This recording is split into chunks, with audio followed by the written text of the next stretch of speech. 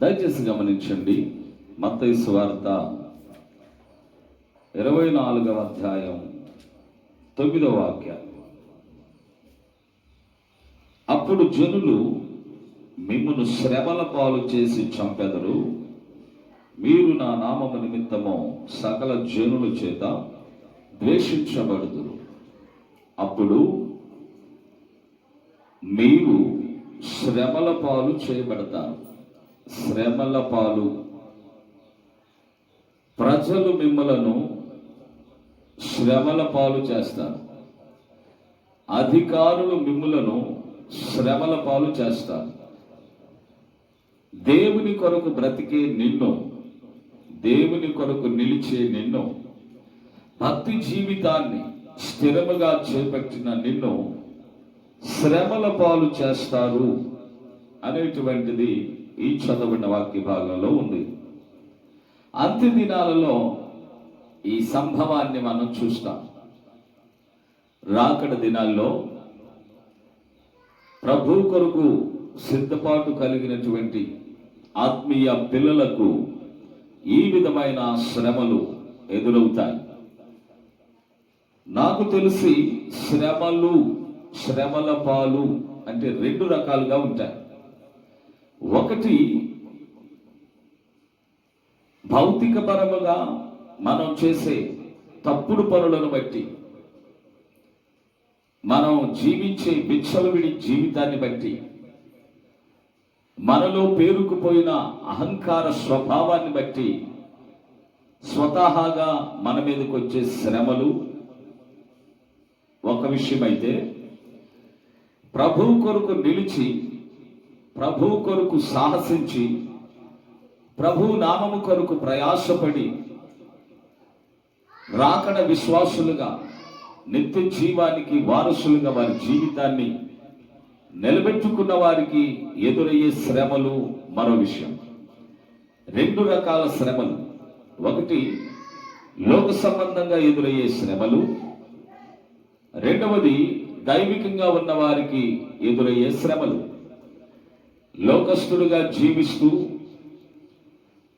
ఆత్మీయుడు అయినా లోకస్తుడుగా జీవిస్తున్నట్లయితే నీకు ఎదురయ్యే శ్రమలు ఒక రకమైతే, స్థిరముగా నిజాయితీగా పరిశుద్ధంగా జీవించే ఆత్మీయుడిగా ఉంటే నీకు ఎదురయ్యే శ్రమలు రెండవ రకం. 2 రకాల శ్రమలు నేను మీ ముందుకు తీసుకొస్తున్నా. మొదటిది, విశ్వాసిగానే ఉంటూ, ఆత్మీయులుగానే ఉంటూ,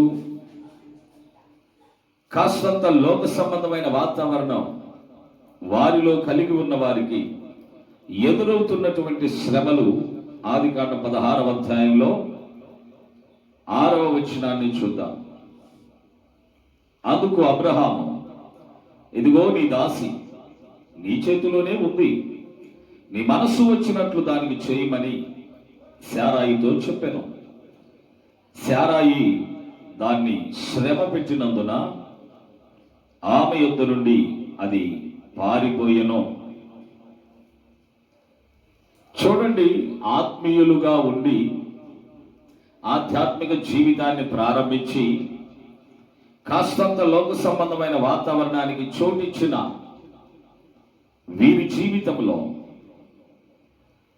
ఒక వ్యక్తి లోకానుసారంగా ప్రవర్తిస్తున్నప్పుడు, లోకానుసారంగా మాట్లాడుతున్నప్పుడు, లోకానుసారంగా జీవిస్తున్నప్పుడు ఎదురయ్యే శ్రమలు ఏంటో చూద్దాం. ఒకసారి 3వ వచనం నుంచి, కాబట్టి అబ్రహాము కనాను దేశములో 10 ఏళ్ళు కాపురమున్న తరువాత అబ్రహాము భార్య అయిన శారాయి తన దాసి అయిన హాగరును ఐగుప్తురాలు తీసుకొని తన పెనిమిటి అయిన అబ్రహామునకు భార్యగా ఉండినట్లు అతనికి ఇచ్చారు. అతడు హాగరుతో పోయినప్పుడు ఆమె గర్భవతి ఆయను. అది తాను గర్భవతినైతినని తెలుసుకున్నప్పుడు దాని యజమానురాలు దాని దృష్టికి నీచమైనదాయను. అప్పుడు శారాయి, నా ఉసురు నీకు తగులును, నేనే నా దాసిని నీ కౌగిటికి ఇచ్చిన తరువాత తాను గర్భవతినైనని తెలుసుకున్నప్పుడు నేను దాని దృష్టికి నీచమైన దానినైతిని, నాకును నీకును యెహోవా న్యాయము తీర్చునుగా కానీ అబ్రహాముతో అనెను.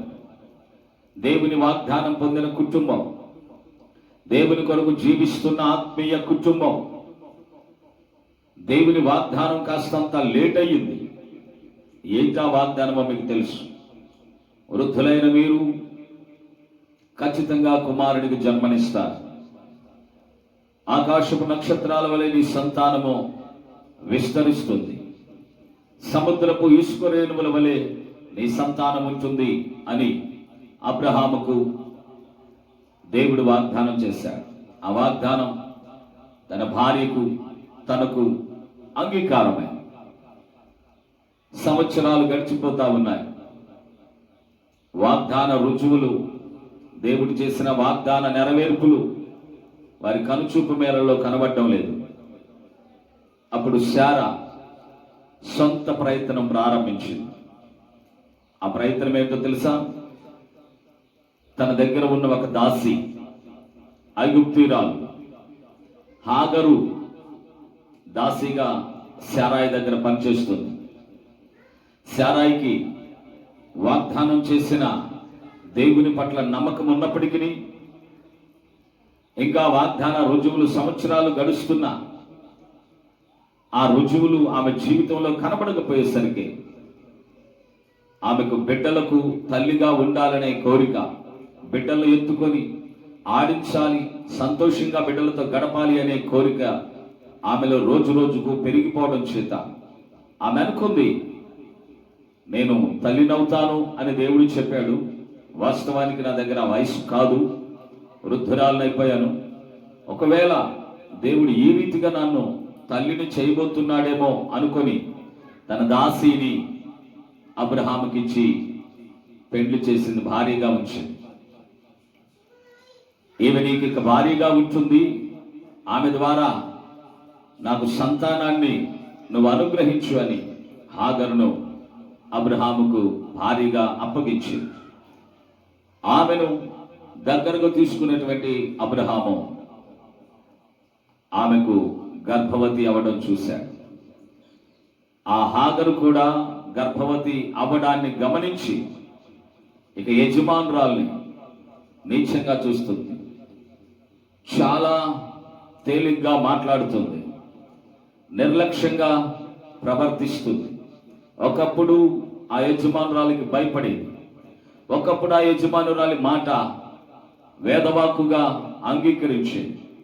ఆ యజమానురాలు కూర్చోమంటే కూర్చునేది, నిలబడమంటే నిలబడేది. ఎప్పుడైతే గర్భవతి అయిందో అప్పుడు యజమానురాలి మాటకు విలువివ్వాల్సిన అవసరం నాకేంటి అన్న ఫీలింగ్ ఆవిడలోకి వచ్చేసింది. గౌరవించడం పోయింది, భయపడడం పోయింది, మాట వినడం పోయింది. నీచమైన దానిగా చూస్తుంది, చిచ్చి అన్నట్లుగా చూస్తుంది. అయ్యో, భక్తి కలిగిన కుటుంబంలోనే ఉన్నారు, భక్తి కలిగిన ఇంట్లోనే ఉన్నారు, దేవుని వాగ్దానం పొందిన ఇంట్లోనే ఉన్నారు. కానీ లోక సంబంధమైన ఆలోచనలు, లోక సంబంధముగా చులకన భావాలు, లోక సంబంధముగా ఆలోచించింది శారాయి. శారా కాలేదండి అప్పటికి, ఇంకా ఆవిడ శారాయిగానే ఉండిపోయింది. అందుకే ఆవిడ జీవితంలో ఇలాంటి తొందరపాటు ఆలోచనలు చేసింది. తన దాసి వలన తల్లిని అవ్వాలని అనుకుంది. అది దేవుని చిత్తం కాదు. ఆవిడకే దేవుడు అద్భుతమైన కుమారుణ్ణి ఇస్తానని చెప్పాడు, కానీ నీ పక్కనున్న దాసి వల్ల నీకు సంతానం ఏర్పాటు చేస్తానని దేవుడు చెప్పలేదు. ఆ మాటను ఆవిడ స్వీకరించి ఇదిగో సొంత నిర్ణయం తీసుకున్న శారాయి ఈరోజు దాసి ద్వారానే నీచంగా చూడబడుతుంది. దాసియే పెత్తనదారైంది, దాసియే యజమానురాలుగా ఫీల్ అవుతుంది, దాసియే యజమానురాలని నీచంగా మాట్లాడుతుంది, చులకనగా మాట్లాడుతుంది, లెక్క లేకుండా ప్రవర్తిస్తుంది. అప్పుడు వచ్చుకొని ఈ శారాయి తన భర్తను పిలిచి అంటుంది అబ్రహామును, ఖచ్చితంగా నా ఉత్సవం నీకు తగులుతుంది. నేనే కదా నా దాసిని నీకు భారీగా ఇచ్చింది. ఈరోజు అది నాకు కొంచెమైనా విలువ ఇవ్వడం లేదు, కొంచెమైనా గౌరవించడం లేదు, కొంచెమైనా నా మాటలు లెక్క చేయడం లేదు. పైగా నన్ను నీచమైన దానిగా, పనికిరాని దానిగా, పనికి మాలిన దానిగా నన్ను ఆవిడ చూస్తుంది. నేను ఓర్చుకోలేకపోతున్నాను, నేను భరించలేకపోతున్నాను. అబ్రహాము, ఖచ్చితంగా నా ఉసురు నీకు తగులుతుంది చూడు అని భర్తను అనే స్థితిలోనికి వెళ్ళిపోయి, అప్పుడు యజమాని అయిన అబ్రహాం అంటాడు, ఎందుకమ్మా అంత బాధపడతావు?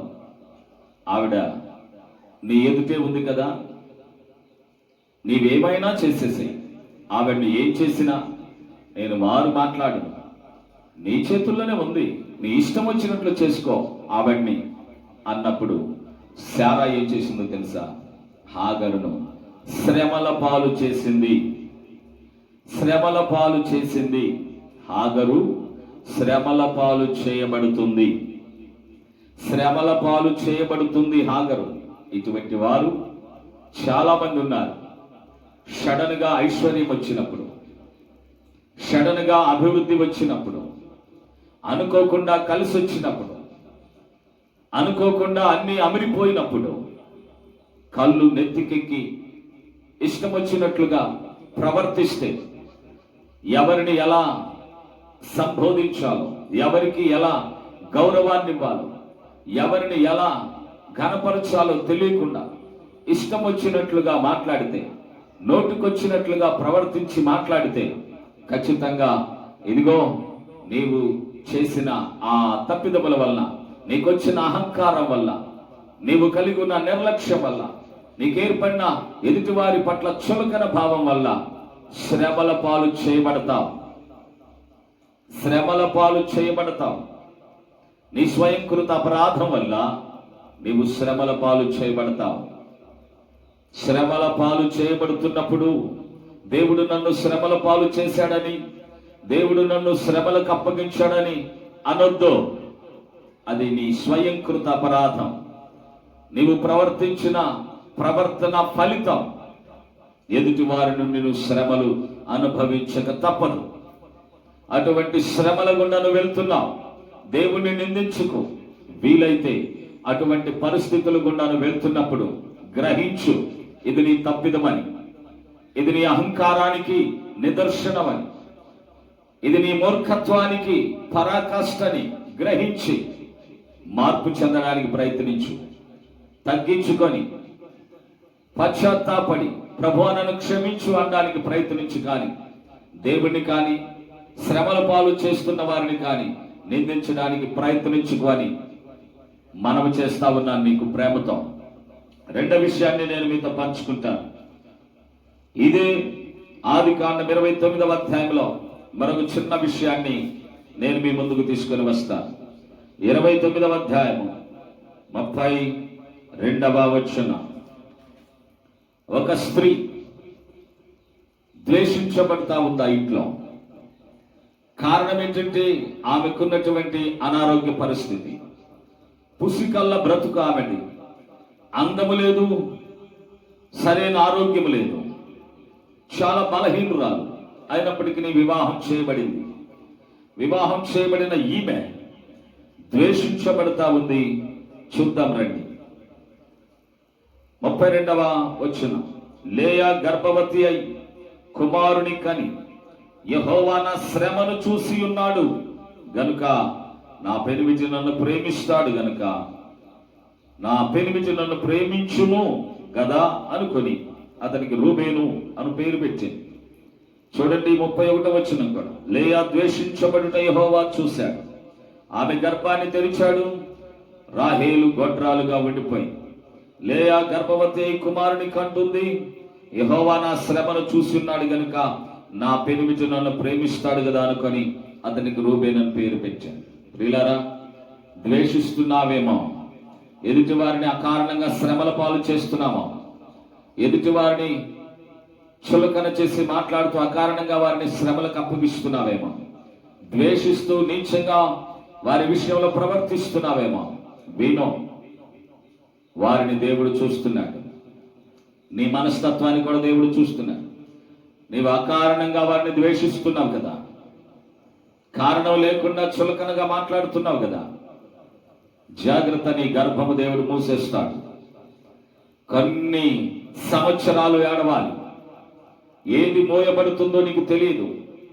ఆశీర్వాదం మోయబడిందనుకో, నిష్కారణంగా ఎదుటివారిని దూషిస్తే, ఒకవేళ దేవుడు నీకు వచ్చే ఆశీర్వాదాన్ని క్లోజ్ చేశాడనుకో, కొన్ని సంవత్సరాలు కనిపెట్టిన దొరకదేమో. జాగ్రత్త, నిష్కారణంగా ఎవరిని దూషించుకో. ఈ రాహేలు సౌందర్యవంతురాలను అనుకుంటుంది, చాలా రూపవతిని అనుకుంటుంది, నా భర్త నన్ను ప్రేమిస్తున్నాడు అనుకుంటుంది. తన అక్కను ద్వేషించడం, తన అక్కను చులకనగా మాట్లాడడం, తన అక్కను ఊరికినే లెక్క లేకుండా మాట్లాడి ఏడ్పించడం. నువ్వు రోగిష్టి దానివి, నువ్వు అందం లేని దానివి, నువ్వు ఆరోగ్యం లేని దాని వంచు ఇష్టం వచ్చినట్లుగా మాట్లాడడం నిష్కారణంగా మాట్లాడుతుంది. ప్రియులారా గమనించండి, నిష్కారణంగా ఒకవేళ ఎవరినైనా నువ్వంటే ఆవిడకు గర్భం మోసాడు. ఒకవేళ నీవు నిష్కారణంగా ఎవరినైనా అలా మాట్లాడడానికి, వారి పట్ల ప్రవర్తించడానికి ప్రయత్నిస్తే, నీకేం మోయాలో దేవునికి తెలుసు. నీకు ఏ ద్వారాలు క్లోజ్ చేయాలో దేవునికి తెలుసు. ఆశీర్వాదపు ద్వారాలు మూసేశాడు, దీవెన ద్వారాలు మూసేశాడు అనుకో, నీ వల్ల కాదు. ప్రియులారా గమనించండి, నిష్కారణంగా ఎవరిని దూషించకండి. అయితే దూషణ పాలవుతున్నా, శ్రమల పాలవుతున్నా ఆ లేయ కారణం లేదు. ఈమెలో హాగరులాగా అహంకారం లేదు, కళ్ళు నెత్తికెక్కి ప్రవర్తించలేదు. ఈమె చాలా దీనురా, ఈమె చాలా భయభక్తులు కలిగిన అద్భుతమైన స్త్రీ. అందం లేకపోవచ్చు, ఆరోగ్యం లేకపోవచ్చు, కానీ ఆత్మీయత పుష్కలంగా ఈవిడలో ఉంది. ఆరోగ్యం లేదు, అందం లేదు, అందుచేత దూషించబడుతుంది. అయినప్పటికీ ఈమె తన ఆధ్యాత్మిక జీవితంలో చాలా కృంగిపోయినట్లు ఉన్న దేవుని యొక్క కృపను బట్టి బలపరచబడుతూ ఉంది. అంటుంది, దేవుడు నన్ను చూస్తాడు, నన్ను ద్వేషించడం దేవుడు చూస్తాడు, నాకు మంచి రోజులు ఆయన ఇస్తాడు అంటూ ఎదురు చూసింది. తప్పకుండా ఆమె కోరికను దేవుడు తీర్చేటట్లుగా ఆమెను జ్ఞాపకము చేసుకొని దేవుడు ఆమె గర్భద్వారాలు తెరిచాడు. ద్వేషించబడుతున్న ఆమె గర్భద్వారాలు తెరవబడింది. ద్వేషించబడుతున్నావేమో, నిష్కారణంగా దేవుడు నీ కొరకు తలుపులు తెరుస్తాడు. నిన్ను చూసి నలుగురు తలదించుకునేటట్లుగా, నిన్నెవరైతే ఎగతాళి చేశారో, నిన్నెవరైతే చులకనగా మాట్లాడారో, నిన్నెవరైతే అసహించుకున్నారు, నీకాడ అందం లేదు, నీకాడ ఆరోగ్యం లేదు, నీకాడ ఐశ్వర్యం లేదు, నీకాడ నలుగురు జనాన్ని బలం లేదు, నీకాడ ఏముందని అని ఒకవేళ నిన్నెవరైనా చులకన చేసి మాట్లాడుతున్నారేమో, వారి ముందే దేవుడు నీ కొరకు తలుపులు తెరుస్తాడు. లేయా అదే స్థితిగా వెళ్ళింది కనుక ఆమె కొరకు గర్భద్వారపు తలుపులు దేవుడు తెరిచాడు. మరి నీ కొరకు ఏ తలుపులు దేవుడు తెరుస్తాడో ఎదురు చూడు. ఖచ్చితంగా దేవుడు తలుపులు తెరిచినప్పుడు ఆ తలుపులు భూలోకంలో ఎవడు మోయలేడు. ఆ తలుపులు తెరవబడినప్పుడు ఆశీర్వాద ప్రవాహము నిన్ను వెంబడిస్తున్నప్పుడు, నవ్విన వారు, నిందించిన వారు, ఎగతాళి చేసిన వారు, ద్వేషించిన వారు, నిన్ను శ్రమల పాలు చేసిన వారందరూ తలదించుకునే రోజు ఒకరోజు వస్తుంది. ధైర్యాన్ని విడిచిపెట్టకు. విశ్వాసంలో బలహీనురాలుగా ఉండొద్దు. సహోదరుడా, సహోదరి, ఆమెను దేవుడు జ్ఞాపకం చేసుకున్నాడు. అంటుంది ఆవిడ, యెహోవా నా శ్రమను చూశాడు అని. అవును ప్రియులారా, శ్రమల పాలవుతున్నావా? దేవుడు తప్పకుండా నీ శ్రమను చూస్తాడు. ఎక్కడైతే శ్రమ పడుతున్నావో అక్కడే దేవుడు నీ తల పైకెత్తుతాడు. శ్రమ దినాన కృంగిపోవద్దు. చేతగాని వాడిగా, చేతగాని దానిగా ఉండొద్దు. శ్రమ దినమున ప్రభువుకు ప్రార్థన చేయి, ఫలితము ఖచ్చితంగా ఉంటుంది. ఇక మూడవది, శ్రమలు పడుతున్నావంటే దేవుని వాక్యానికి విరోధంగా ఒకవేళ నువ్వు జీవిస్తే, దేవుని వాక్యానికి వ్యతిరేకమైన ద్వారాలు నువ్వు ఓపెన్ చేసి దేవుని యొక్క వాక్యానికి అవమానకరమైన బ్రతుకును నువ్వు ప్రారంభిస్తే, దేవుడు చూడేమంటున్నాడు? ప్రకటన గ్రంథం 2వ అధ్యాయం 22వ వచనం, దాని పిల్లలను నిశ్చయముగా చంపేస్తాను. 22వ వచనం చూడండి దయచేసి. ఇదిగో నేను దానిని మంచం పట్టించి దానితో కూడా వ్యభిచరించువారు దాని క్రియల విషయమై మారు మనసు పొందితేనే గాని వారిని బహుశ్రమల పాలు చేస్తా. శ్రమల పాలు చేస్తా. మారు మనసు పొందకపోతే, మార్పు చెందకపోతే, పద్ధతులు మార్చుకోకపోతే, బుద్ధి మార్చుకోకపోతే, బ్రతుకు మార్చుకోకపోతే శ్రమల పాలు చేస్తాడట. సాక్షాత్తు దేవుడు అంటున్నాడు, నిన్ను శ్రమల పాలు చేస్తాను. బుద్ధి మార్చుకో. వ్యభిచారపు బ్రతుకు నుంచి విడిపించబడు. దుర్మార్గపు వంకర భక్తి నుంచి విడిపించబడు. వ్యభిచారం అంటే ఇష్టం వచ్చినట్లుగా తిరిగే వ్యభిచారం గురించి మాట్లాడడం లేదు. ఇక్కడ వాక్యానుసారముగా వ్యభిచరిస్తున్నారు చాలా మంది. వాక్యానికి విరోధముగా వంకర దారులు వెతుక్కొని, వాక్యానికి విరోధముగా తప్పుడు మార్గాలను సంఘాల్లో ప్రవేశపెట్టి, తప్పుడు సిద్ధాంతాలను సంఘాల్లో ప్రారంభించి, విశ్వాసులను భ్రష్టులుగా మార్చి, విశ్వాసులకు వాక్యంలో లేని విషయాలు రుద్ది, వారిని ఆ రీతిగా నామకార్థ భక్తులుగా చేసి, వారిని ఇష్టం వచ్చినట్లుగా భ్రష్టత్వంలోనికి నడిపించే వ్యభిచారులు ఉన్నారు. అట్టి వారు వారి క్రియల విషయమై మార్పు చెందకపోతే మంచం పట్టిస్తాడట, శ్రమల పాలు చేస్తాడట. శ్రమల పాలవుతున్నావేమో. ఇప్పటికైనా మార్పు చెందో. నీ బుద్ధి మార్చుకో, నీ బ్రతుకు మార్చుకో, నీ మాట తీరు మార్చుకో, నీ నడక తీరు మార్చుకో, నీ చూపు మార్చుకో. నువ్వు ఇతరుల పట్ల కఠినంగా ప్రవర్తిస్తున్న వ్యసనాన్ని మార్చుకో. పద్ధతి మార్చుకొని ప్రభువా నన్ను క్షమించమని అడిగితే అప్పుడే నిన్ను శ్రమల పాలు చేసే దేవుడు ఆలోచిస్తాడు. లేదంటే శ్రమల పాలవుతావు. ఈ శ్రమల పాలు నువ్వు తాగక తప్పదు. శ్రమల పాలు తాగుతున్నావు, తాగాలి, తాపిస్తాడు దేవుడు. అబ్రహాము భార్య శారాయి హాగరును శ్రమల పాలు చేసింది. రాహేలు లేయాను శ్రమల పాలు చేసింది. రేపు దేవుడు నిన్ను శ్రమల పాలు చేయబోతున్నాడు. విను. వాక్యానుసారంగా పశ్చాత్తాపడితే ఆ శ్రమల పాలు నుంచి నువ్వు విడిపించబడతావు. శ్రమల పాలు కాకముందే నీ పరివర్తన ఏంటో, నీ ప్రవర్తన ఏంటో, నీలో ఉన్న తప్పేంటో గ్రహించి మార్పు చెందు. నీ బుద్ధిని మార్చుకో, నీ బ్రతుకును మార్చుకో, జీవితాన్ని చక్కదిద్దుకో. వాక్యానికి లోబడు, సేవకునికి లోబడు, సన్నిధికి లోబడు. ఆధ్యాత్మిక జీవితంలో ఆశీర్వాదకరంగా ప్రవర్తించు. నీ ఇష్టం వచ్చినట్లు జీవించడానికి వీల్లేదండి. నీ ఇష్టం వచ్చినట్టు మాట్లాడడానికి వీల్లేదండి. ఒక్కసారి ఆలోచించి మనసు మార్చుకో, లేదంటే శ్రమల పాలవుతావు. ఆనాడు హాగరు నేను గట్టెక్కాను కదా అని ఇష్టం వచ్చినట్లుగా మాట్లాడొచ్చు అనుకుంది. ఆ పక్కనే ఉంది శారాయి శ్రమల పాలు చేయడానికి. ఇదిగో నేను అందగత్తెను కదా, సౌందర్యవంతురాలు కదా, నాకు ఎదురు లేదనుకుంది. శ్రమల పాలు చేయాలనుకుంది. దేవుడున్నాడు, గర్భాన్ని మూసేశాడు రాహేలుకి. తర్వాత ప్రార్థించేదాకా, తర్వాత పశ్చాత్తాపడేదాకా, తర్వాత దేవుని దగ్గర మోకరించి విజ్ఞాపన చేసేదాకా ఆమె గర్భం దేవుడు తెరవలేదు.